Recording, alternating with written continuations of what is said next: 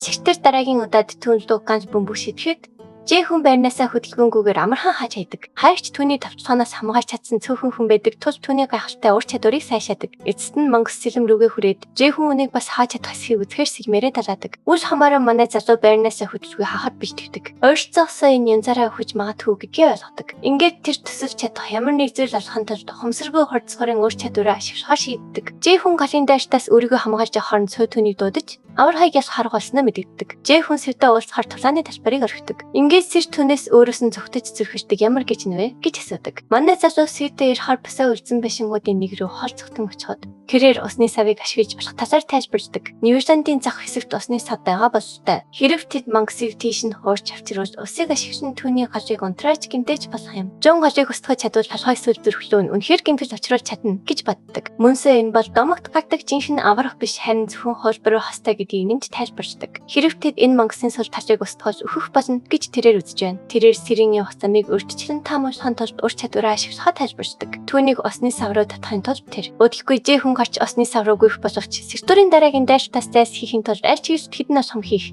яа хэрэгтэй хийж өгөхөөс үгүйс байдаг. Нэгэн хэсэгт манай хүү засахад сэртүүр түүнийг сул дараа хүн гэд гүйхэ болсон эсхийг асуудаг. Жэхүн түн рүү эргэж харцаад гүйхэ болоогүй гэдгийг хэлдэг. Сэртүүр нь Эйрийн бурхадтай харьцуулахад юуж биш бөгөөд одоо Дүнжингийн хаалганы харуулдаар ажиллаж байгаа болохоор түүнийг сул дараа гэж доодох хэрэггүй гэдгийг сонссон тухайга манай хүүд ордог. Энэ үг сэртүүрийн сэтгэлд хүчтэй тусдаг. Түүнийг дууга хураахад Жэхүн мөнч хүн байсан түүнээс айж гэнэ үү гэж асуудаг. Нүднээс нь галалхуулсан сэртүүр манай хүү зэвүү амтан гэж дууддаг. Сэртүүр түрүү галаар цохиход түн рүү их хэмжээний усрагсан гарч ирдэг. Жэхүн хормог дүрслэх ур чадвараа идэвхжүүлсэн байжээ. Тиймээс сэртүүр Жэхүн биш харин усны савны яг өмнө зогсож байгаагаа мэдээгүй юм. Ус маш их байсан тул мангасыг бөхөж биеийнх нь эргэн тойрон дахгалыг түр зурган драадаг. Манай хүү эргэжлэхгүйгээр манай шингээсэн сэлэнтэйгээ агарт үсрэн гарч мангасын зөрхлөө хатхан газар нутаг. Сэр газар унсан хിവэр түүнийг завхаар хэрэглээ гэж буруутгах боловч Жүм ялсан хойно ямар хамаатай юм бэ гэж хэлдэг. Аврах бие түн зөвхөн холбогтой тосцсон болохоор бүү бардамнаарай. Жинхэнэ биетэй харьцах тийм чамар байхгүй гэж санаалдаг. Өдөлгүй сэртүүр алга болдог. Ингээд систем Жэхүнд том 3 сүүрчийн даалгаврыг биелүүлж, нууц замаар гаран гайхалтай гүйцэтгэл химээх нэмэлт чагнал болон сэртүүрийн хөвшгүй гаж гисэн зөв шасны мэдэгддэг. Ойролцоо зогсож байсан сүү бүх зүйл үнэхээр дууссан баяртай байна. Тэднийг ажиглаж байсан муур Жэхүнд ямар ч төсөлч хэрэггүй байсныг ойлгодог. Тэрээр түүнийг сонирхолтой гэж үзэж, илүү хүчтэй бас хүсэж эмэлжлийг нь биширдэгч. Хийж Жэхүнийг зүгээр нэг сав сулгаас өөр зүйл биш гэдгийг дурдв. Жэхүнийг юу хийж байгааг үргэлж сонирхдог. Учираас хийхийн хэлсэн зүйлд итгэдэггүй. Мөн тэрээр эсэр түүгийн тухай мэдэгдэхэд арай ихт байна гэж үзэж байна. Гэхдээ тэд түүнийг Асерийн өдөртөгч одныг алж чадах хэмжээний хүчтэй болоход нь туслахад анхаарах хэрэгтэй. Энэ хооронд манай хүүхэн төвшөлтнөөс гэрлийн бурхны албан тушаалд хүрсэн тандэрчдсэн зэрэглэлийн шагналыг авдаг. Өг төхөөрөмжинд хүч чадал авахар самбааг нэмэгдүүлж мөн зэрэглэлийн гэрлийн асуум хэмээх ур чадварыг олгодог. Жэхүн өг төхөөрөмж ямар гайхалтай болохыг харж тачирддаг ч чаддаггүй. Сүүгийн царайнд хачин илэрхийлж байгааг анзаараад тэр ямар нэгэн юм эргүүлж байна уу гэж гайхдаг. Тэрээр сүүд өөрийн захирах ур чадвараа ашиглан хүч чадлыг нэмэгдүүлж, айдастай тэнцэх болон авахарт самбааг сайжруулах зэрэг химээх ур чадвар өгдөг.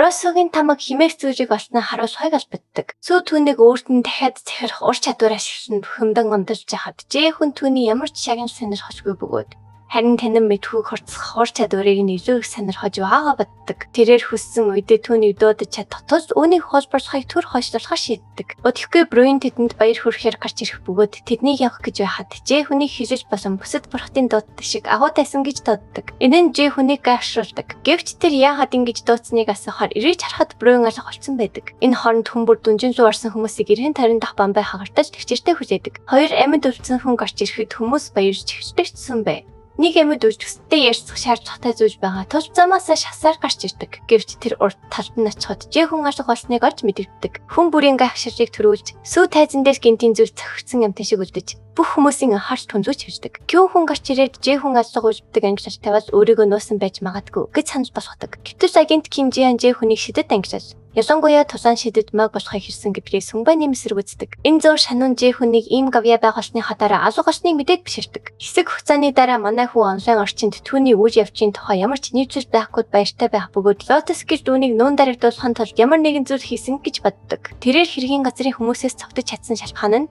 TV-ийн анги шиг хурдан алхмыг ашиглан үжимж хурдан болсонтой холбоотой байв. Даалгавраас олж авсан өөр нэг зүйл бол ганц удаа ашиглагдах ба зэвсэгт гарын шин чанарыг шингэх чадвартай сэртүүрийн гүшгүй гал байв. Гэсэн хэдий ч Жэхүн сэртүүрийн энэ явдлаас олж өөрийгөө одоо ч сул дорой хിവэр байгаагаа ухаарсан гэж боддог. Тэрээр өрсөлд хүчээ ялахын тулд бохир зал ашиглах эсвэл хин нэгний тасламжгүйгээр ялахыг хүсдэггүй. Тэрээр бусдын ойр тохоос айдрын нэгэн болж найз нөхөд гэр бүлээ хамгаалахын тулд сул дорой өнгөрсөн үеэ артаа үедээ хийх ёстой төс илүү хүчтэй болохоор төлөвлөдөг. Энэ хооронд тэргүүлэгч Жа Жэхүний тухай бүх зүйлийг багш Жангууд тайрын хөрөг хүлээж түүнийг урам хоолохгүй гэдгээ батлан хэлдэг. Түүнийг явахад Жан замд нь саадуулж буй бүх бохир зүйлсийг цэвэрлэхээр төлөвлөж буй дараагийн арга хэмжээний талаар хичнээн их төвч байгаагаа боддог. Тэрээр газарт царайг нь кастинг дэвтэр зурсан хид хідэн сурагчийн зургийг хайдаг. Маргааш өглөө Жэхүн бүсгүйчүүдэд өмнөх өдөр нь яагаад холбогдож чадаагүйгээ хэлдэг. Юу Жун түүнийг дуудлаа. Зурсыг нь санаатаагаар үл томсолж байна гэж бодсон боловч манай хүүтийн биш гэдгээ тайлбарладаг. Нөгөө талаар энэ түүнээс ямар нэгэн газар бэрцсэн эсхийг асуухад тэр үгүй гэж хариулдаг. Юу Жун түүнийг ийм асуудалд орохдоо азгүй юм гэж бодоод бурхан түүнийг үзэн яддаг болов гэж хайхдаг. Гинт Свифт тэдэн дээр хурч ирээд энд манай хүүгийн дургүй хүргэн царайг харсан тухайгаа дурдав. Тэрээр Жэхүнд энэ удаад ямар нэгэн тэнийг залх гаргаж чадахгүй гэдгийг хэлдэг. Гэтэл юу Жун манай хүүхдээс энэ хачин шинэ хүүхэд хэн болохыг мэдэх эсхийг асуухад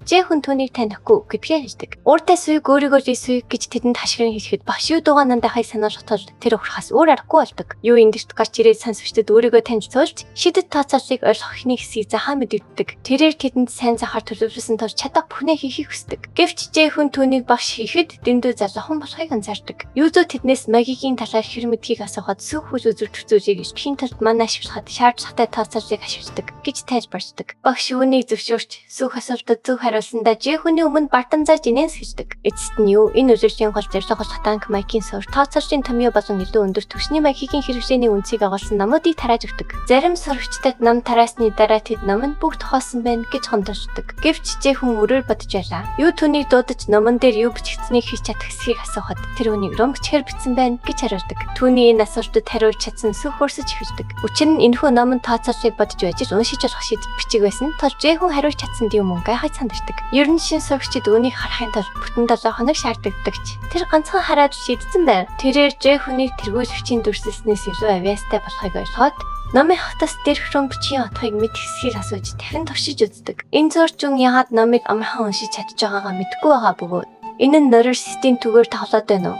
Эсвэл Асирийн хувь тавилын юм уу гэдгийг мэдэхгүй. Байсан ч хавцас дээр одныг амдах болон Ронесоор үндэс хийж бичсэн байна гэж хариулдаг. Сүүрийн байранда зөвхөн амтан гэж нэршдэг Жэхүнийг болоод хит их алхаснаас болоод хөлн өвдөж байгаадаа гомддог. Мөн сэтгүүлчийн сэтвчилсэн дүнжингийн татаад цасар чимэглэлийн талаарх асуултанд хариулж болсон явдлыг тайлбарлах шаардлагатай болсондоо дөрвөөцдөг. Явхаасаа өмнө манай хүү жанжлах чадвараа ашиглан түүнийг өөрийнх нь чадварын талаар ярих боломжгүй болгосон байв. Энэ бүхнийг санахад CEO-оор хүрч чадаж хизээ энэ жанжлаа боловсрох гэж хайхдаг. Тэр эцэст нь өөрөө очиж олж болно гэдгээ санаж нэгэн мө санаа толгойд нь орж ийн. Хэсэг хугацааны дараа манай хүү багш юугийн өгсөн номыг уншиж санснаас нь илүү сонирхолтой санагдана. Бүх тооцоолчийн томьёо хэрхэн ашиглагдж байгаагаас шалтгаалж шин чанараа өөрчилдөг болохыг тэр олж мэдэв. Номноос асан суур мэдлэгийн түнд бага зэрэглэлийн манай өргөн хүрээтэй ашиглах боломжийг олгож илүү өндөр түвшинд хордон хүрэхэд тасна. Юу Жун ядарсандаа унасныг хараад тэр номын хавцыг амжилттай уншиж чадсныг нь сайшаав. Жанд манай зааж өгсөн хүн нь өөрөө байдалд орж байгаад харамсаж байгаагаа юу? Жун хэлэхэд манай хүү сурагч багшаасаа илүү гардаг гэж хашгина. Энэ эцэст нь ихний хуудсыг уншиж чадчих болсондоо баярлж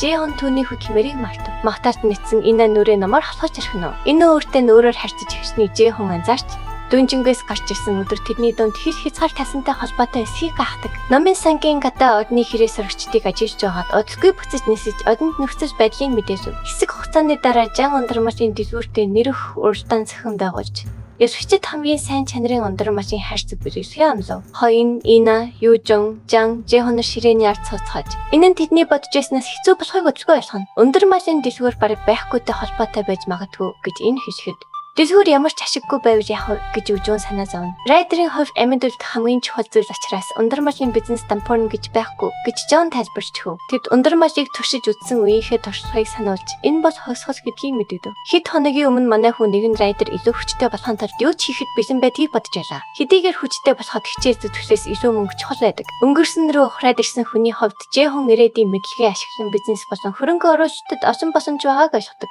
Өнөө цагт тэрээр ирээдүйд дэлхийн бүх ундрмаш хийм бизнесийн таржиг хариуцахыг нь мэдэх тул Жанниг өөрийн тажид оруулахаар төлөвлөдөг. Гинтхэнсээ уулзаж хийж байсан өрөөнд дайрч орж ирээд Жихоныг амдартаа хүрээгүй гэж зэмлэв. Тэр түүнийг яаж алсныг гайхсан ч хэрэглэгч болон жинжлэгцэн. Хүн биетэйгээ барьчлаа холомжтой бөгөөд үнийг цэцлэг боломжгүй гэж систем хийснийг боддгүй санав. Юужун яагаад ийм хүүхдийг шантаж иж байгаа юм бэ гэж Жихонгаас асуухад Жун зүгээр сэв сууж ухааныг нь гойхийг хүсдэг. Хэдхэн минутын дараа Сиу тэнгэрийн чөтгөрийн ундрмал гэдэг нэр санаж болгосон боловч манай хүү санааг нь шал дэмэ гэж үзээд жанжилгах чадвараа ашиглан амаа хам хийхийг алдав. Бусад хүмүүс бас нэр санал болгосон ч Жихон таашигдсангүй бөгөөд тэр дүнжин дахман өсөд хүртэл үнээс дээр санаа гаргах байсан гэж боддог. Жихон өрөөс нь ямар нэгэн санаа асуухгүй байгаад Юужун эцэст нь уурсан. Түүний санаа бас л утгагүй байх болно гэж бодсон тул асуугаагүй байсан ч тэр ямар ч байсан авч үзэхээ шийднэ. Тэрээр workshop режиссер гэдэг нэр санал болгож манай хүү режиссер гэдэг үг нь өгсөн хүнийг амдруулж шархай гэдгийг хэстэй гүн хонтны чулууны өөрнөр гэдгийг сандаг. Жандын санаа их таалагдж Жихон анх удаа юу Жун өөрсөн талархал илэрхийлв. Хэсэг хугацааны дараа багш эзүүгийн хичээл дээр Жихон зам бол манайгийн хийж болон суур мөн гэсэн асуултад хариулав. Тэрээр маш төгс хариулсан нь Суюкиг олон муурлуулв. Хичээл дууссаны дараа манай хүн унсан зүйлийнхээ талаар асуух зүйл байгаагаа багш эзүүд хэлв. Түүний барьж байгаа номыг хараад багш ихэнх багш нар хүртэл уншихад хүндрэлтэй байдаг. Дөрвөн одны зэрэглэлийн манайгийн ном байсан. Тус хямарч хархин. Энэ мөчөд тэр Жихон яг ямар амтан бэ гэж гайхаж. Дараа нь манай хүн номын саналуу яваад энэ номон дээр гүцнээ ойлгож багш юугээс ямар ч тас авч чадаагүй харав. Гэвч ойролцоо сууж исэн номын санч түүнийг болон дөрвөн одны зэрэглэлийн манайгийн ном ашиж байгааг нь тэмдэглэж авч байгаагаар тэр анзаарсангүй. Номын сангаас гарсны дараа Жихон дөрвөн одны манайгийн номыг ойлгоход нь туслахаар багш дээрээ очив. Бүтээх гэдэг нь шинэ манай хийх, устгах гэдэг нь манайг үгүйсгэж зайлуулах, харин хүчрхэгжүүлэх гэдэг нь манайг чангаруулах явдал юм гэж тэр тайлбарж өгөв. Тооцооллын томьёо болон онол нь өндөр түвшнийх бөгөөд өөрөө дангаараа ойлгоход хэцүү байсан бололтой. Өнөөдрийн хүртэл тэр бичвэрүүдийг ойлгохын тулд одны нүдэнд найдаж байсан бол одоо илүү гүн түвшинд ойлгох шаардлагатай болжээ. Тайлбарч дуусаад Сянгон өрөөж яг таг хийж чадахгүй гэдгээ түнд хэлв. Яагаад гэж асуухад тэрээр А зэрэглэлийн райдерийн түвшинд хүрэхийн тулд дөрвөн одны манайгийн бичвэрдэх ойлголтуудыг өөрөө бие даан ойлгох ёстой гэж нэнч хэлв. Түүнийг одоо ч хэрэгжиж байгааг анзаараад тэрээр хүчрхэгжүүлэх чадварыг салхахын туслах нэгэн арга зааж өгөхөр шийднэ. Тэрээр карта даав бий болгож түүнд өгөхөд Жихон энэ нь өөрийг нь улам хүчтэй болоход туслана гэдэгт баяртай байв. Хэсэг хугацааны дараа манай хүү арт талааны системийн өрөөнд буцаж ирээд багшийнхаа өгсөн тооцыг бугандаа ууж мангасуудтай тултна. Тэр нэрийг ядарсан харагдах бөгөөд удалгүй манайгийн сон чадвараа идэвхжүүлж мангасуудлаа ботсон ч тэд сэлмэрийн сомыг амархан хичиж хайжээ. Шан түнд өөрийнх нь өгсөн энэ эд зүйлийг зүүсэн чивтээ нэгж манайгийн чадварыг дахин ашиглаж гэж хэлсэн байв. Энэ эд зүйлийг бие зэрэглэлийн эд зүйл болох кипендер гэдэг. Энэ бол фенерерийг тамгасан утас бөгөөд хэрэглэгчдээр уяхад бүх үзүүлэлтийг 50%-аар төр хугацаанд бууруулдаг гэднээс загвараагч хийсэн хурамч эд зүйл юм. Зөвхөн нэгж чадвар дээр төвлөрч тэр манайгийн чадварын томьёог дахин шинжилгээг багш нь түнд хэлсэн. Энэ нь хүчрхэгжүүлэх чадварыг сороход ямар хамаатай юм бэ гэж Жихоныг асуухад үүнийг өөрөө л олж мэдэх хэрэгтэй гэж тэр хэлв. Өнөө цагт үзүүлэлт нь буурснаас болж Жихоны бүтэн бие хүндэрч удааширсан бөгөөд энэ нь түүний төсөөснөөс ч дор байлаа. Хэд хоногийн дараа Юужун манай хүүгийн нүдний доор хар хүрээг анзаарч зүгээр эсхийг нь асуув. Түүнийг зүгээр байх гэж бодож байна. Гэхдээ нөвчин андах наашны үнрээс нь болоод 100 метрийн зайнаас ч мэдэрч чадна гэдгийг хэлж ар шалгалтын өрөөнд бүтэн 7 хоног амьдсны санаална. Энэ Жихон санаа зовсон байдалтай харагдаж Юужун хэд хэж хонтын сайн зүйл биш гэж нэмж хэлв. Өөрт нь санаа тавьсан Юужун талархал илэрхийлээд 2 хоногийн дараа шалгалттай байгааг бас номоо тавьж амжаагүй шалгалтад өнөөс нэмж хичээл сууж магадгүй гэдгийг сануулв. Үүнийг сонсоод төхөд хичээхээр яран оджээ. Эцэст нь манай хүү өөрний хичээлээр арт талааны системийн өрөөнд иргэн ирж 41 дэх сарилтын түвшнийг төгсдавч гарав. Томьёог ойлгох чадвар нь ихээр нэмэгдэж манайгийн сумын ураа шилбэшилснээр манайгийн сум чадвар 2 доор түвшинд төгсөн тухайн орнерийн систем түнд мэдээлв. Үүнээс болж Жун дөрвөн одны манайгийн бичвэртийг хүчрхэгжүүлэх гэдэг нь тухайн чадварыг эзэмших чадвараа дэвшлүүлж манайгийн томьёог ойлгох замар чадвараа ахиулахыг хэлдэг гэдгийг ойлгодог. Сянгоны хэлсэн Жун өөрийгөө пасах зэрэглэлийн райдерийн хамгийн өндөр түвшинд төсөөл. А зэрэглэлийн райдерийн анхан шатны түвшинд явж байгаагаа ухаарав. Тэд анх биеэ ашиглахын тулд ойртож байснаа санаж харин одоо үнэхээр багш шавар харилцаа шиг санагдчихээн. Энэ хооронд багш Зяки даргатай уулзахаар явав. Дарга түүнийг хараад тэнч их баярлсан шинжүү байсан бөгөөд хуурамч дүнжингийн ослоос болж шалд орсон нэр хүндээ сэргээх стогоо Сяки ойлгодог. Гэлтийн туршлагын арга хэмжээний бичвэс ажил дуусан тухай даргатай мэдгэхэд дарга түүнээс ямар нэгэн алдаа дутагдал байхгүй биз дээ гэж асуув. Сяг ямар нэгэн асуудал байхгүй гэж батлахад дарга нь хорон байдлаар инээн зэсэх бөгөөд түүнд ямар нэгэн муухай төлөвлөгөө байгаа нь илт байлаа. Гадаа Жихон ойроо явж очиод нууцлаг нэгэн лөө энд хүрээд ирэх юм уу?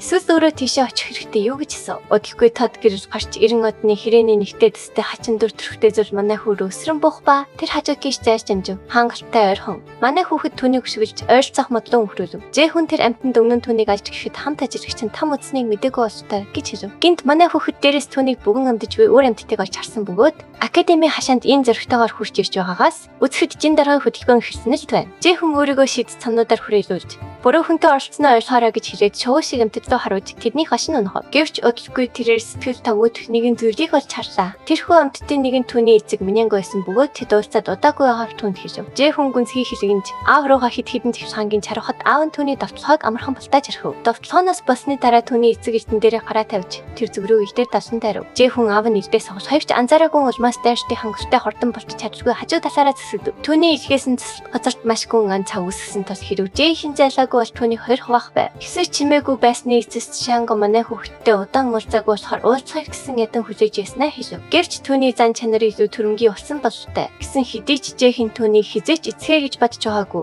Тос хүү гэж дутаа болохоо шаардав. Гайхширсан Канго манай хүүхэд төслийн үдэрээ байгаа бололтой. Гэж дуртахад Жэхэн түнд дэмий ярих бажууд энд ямар зорилготой ирснийг хэлхийг шаардав. Шанго хэсэг зурж Жэхэнийг харж агаад түүнийг зүгнээшийн хүчийг эзэмшдэг болохыг нь олж мэдсэн боловч түүний хүрч чадах хүч хязгаартай гэж үзв. Эцэст нь тэрээр Жэхэнд эсрэг эсэргүүцэгчд холбогдсон эсхийг асуув. Жэхэн цочирдсан байдалтай харахад Шанг хариултаа авсаа. Тэрээр Жэхэнийг устгахын тулд эзний дайрт явуулсан боловч манай хүүхэд өөрийгөө хамгаалахаас үсгэж чадав. Үс хамааран дайртын хүч хаалтыг эвдэж түүний зарим хувцсыг түлж архив. Тиймээс Жэхэн энэ нь үнэхээр Аз зэрэгчлийн рейдерийн хүч мөн эсгэд гайхав. Эцэг нь түүний хүч хэрэгцсэнийг хэлсэн боловч Жэхэн асрын тухай хэрхэн мэдсэнийг нь ойлгож чадахгүй байсан бөгөөд тэр юу нөөж байсныг хаж бай. Эцэст нь тэрээр угаас өөрийг нь алах санаатай эсхийг асуухад тэрээр тийм төсөвлөгөөгүй гэдгээ хэлв. Гэсэн хэдий ч Шанго агуу дайсны өсөж цанаанд оронгүй хортон байгаар тооцоолж энэ хിവэр байвал ойрын ирээдүйд түүний төлөвлөгөө болон эсэрт томоохон саад татгаруулах болно гэж үзв. Тэрээр агуу дайсны өсөлтийг саруулахын тулд бурханлаг хүчийг ашиглахаар шийдэв. Тиймээс тэрээр жүн мөчтийг нь тайрч авна гэж хэлв. Шанго дайралтын хүчийг нэмэгдүүлж түүний зүг асар там цохилж чивдүүлв. Жэхийн тамтай ярилцжсэн мөрөнд учир бүтүүлгээр засавт хүртэл асар их хүч үүднэж явахад цогцсон байдалтай зогсно. Шанго мөрнөөс асар болон эсэргүүцэгч асрын хоорондох гэрээ зөрчигдсөн эсвэл агуу өдний сархаар шийдсэн эсхийг асуув. Мөр түнд юу яриад байгааг сайн ойлгохгүй байгааг хэлэхэд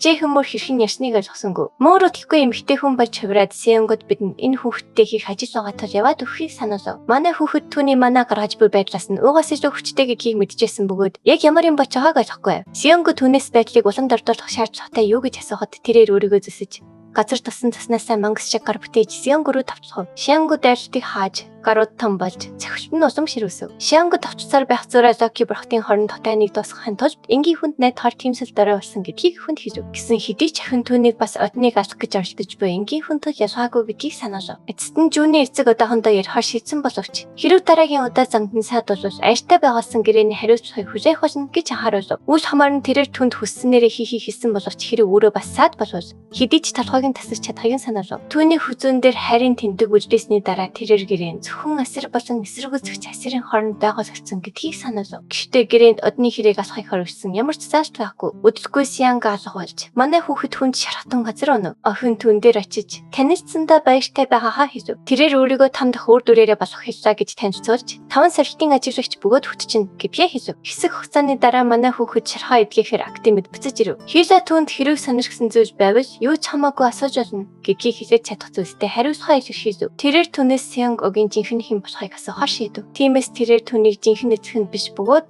жинхэнэ нэр нь хүүгийн гэдгийг хэлв. Тэрээр одны хэрээнүүдийн нэг бөгөөд түүний нэр болох хүүхэн бол хүний уян ухааныг удирдах түүнэр хоолдог домгийн амтан аж. Хүүгэн өөр нэгэн хэрэг сарнаас дурсан жиг өдөрт хүчийг зээлжээ. Хүүгэн мөн зөвнсөн агуу дайгчийг ажиглахын тулд Жэхэний эцэг болж жүжигсэн нэрийн тайранд нэрэлдэж байжээ. Манай хүүхэд тэр хүнийг жинхэнэ эцэг нь биш гэдгийг олж мэдээд цочирдов. Тиймээс хэллээ үнийг харуулах нь илүү амар гэж шийдэв. Тэрээр түүний зүг хороогараа заахад энэ нь түүний мартагдсан дурсамжийг сэргээхэд хүргэв. Дурсамж иргэн дурсахад тэр бага насны гэртээ иргэн очив. Тэрээр аавыгаа өөрийг нь хэрэггүй гэж дуудаж төрсөн өдрөө жигшиж байгааг харжээ. Түүний аав түүнийг сэрснийг таашаадаггүй байв. Манайгаа нээсэн цагаасаа хойш түүний өдрөд хүчрхийлэл доромжилсан өсөж дөрөн байв. Гэсэн хэдий ч түүний ихэн түүнийг аавынхаа гараас аврахын тулд өргөж хичээдэг байжээ. Гинт түүнд амьд суулахад хэцүү болов. Яагаад ч тэрээр хизээч мартах ёсгүй нэгэн зүйлийг мартснаа гинт тухаарав. Гинт ээжийнх нь хүсэл заргийн эсрэг өргөлж чихэр амжилтаар өрхийг хичээдэг байсан жинхэнэ эсэгтэйгээ өнгөрүүлсэн сайн дурсамжууд нь сэргэв. Тэд ямар аз жаргалтай гэр бүл байснаа санаа нүжингсэн хацар даган өрсөж хөвсөв. Жинхэнэ эцгийнхээ зурхаа хараад тэрбээр мигмэрүүлэн уйлж хэрхэн марцнаа гайхав. Дурсамж нь сэргэсний дараа тэрээр одоо цагт эргэн нэрж халаа түүний дурсамжийн манипуляцаас эцэст нь чөлөөлөгдсөнийг хэлв. Нүдэндээ нулимстэй тэрээр шонгоо яагаад өөрт нь ингэснийг асуухад тэрээр түүний бүдгэрсэн агуу дайчин болж төрсөнтэй холбоотой гэж тайлбарлав. Зүүнэс болон агуу дайчин гэдгийг нь дурсах нь Жэхиний өөрийг хүргэж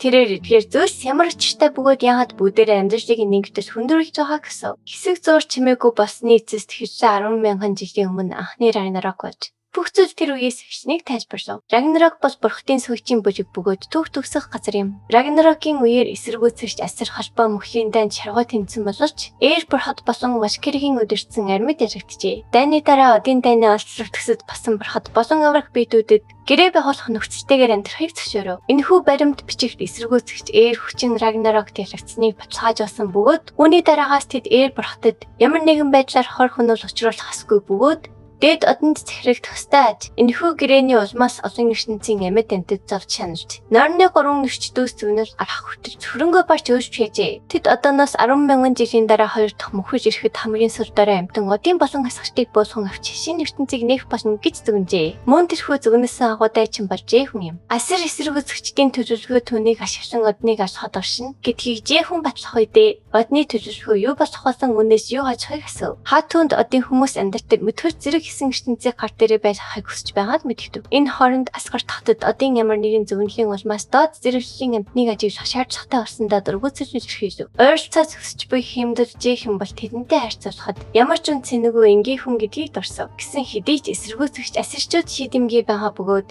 тэд энэ нөхцөл салтаас үзүүлж чадахгүй. Цаг үед одын хэмдэлд төр хугацааны эрх мэдл болгодог. Үүнийг сонсоод хиндэж удаан хугацааны дараа асгартаас гарах болсондоо баяртай байна. Хэсэг хугацааны дараа манай хүү биеийн тэмрийн заалан тусгал хийж Хизагийн эсийн ертөнцийн тухай хэлснийг санав. Одын нар хэдийн ван хэм, утун хэм, сурч хэм, моспел хэм зэрэг зарим ертөнцийг эзэлсэн бөгөөд хоёр дахь дайнаар үлдсэнийг нь байлдан дагуулахыг хүсэж байгаа өстэй. Өнгөрсөн үйл явцыг дурсахад Жэхүн яагаад одын түүнийг аль хэдийн алж чаагүй юм бэ гэж асуудаг. Тиймээс Хизайн нь бурхад дийж чадахгүй зөвнжийн хүчний ачаар гэдгийг тайлбарлав. Гэсэн хэдий ч Жэхүн тэр хүчинд хамгаалагдж байгаа ч энэ нь мөнх биш бөгөөд хоёр дахь Рагнарёк ойртоход алга болох болно. Тэрээр хоёр дахь Рагнарёк ойртоход асар бурхад түүнийг ална гэж тайлбарлаад тэд түүнийг нэг удаа алж ясныг сануулав. Жэхүн өмнөх амьдралтаа үзэж байсан өхийг нь одны төлөвлөгөө байсан бөгөөд тэд эхнээсээ түгээр тоглож байсныг гинт ойлгов. Үйл явц улам эрчимжиж, эвцэгтэй мөч ортож байна. Дараагийн хэсэгт бүх зүйл эргэлж хийн. Дараагийн хэсгийг бусдаас төрүүлж, хамгийн ихэнд үсгийг хүсвэж тэрэгцэн Тэхтүүрийн банкны данслуу 5,000 төгрөгийн хандив хийгээрэй. Тэгвэл дараагийн хэсгийг тань нин даруй гаргаж өгье. Таалагдсан бол лайк дарж сувгсуу маань заавч бүртгүүлээрэй.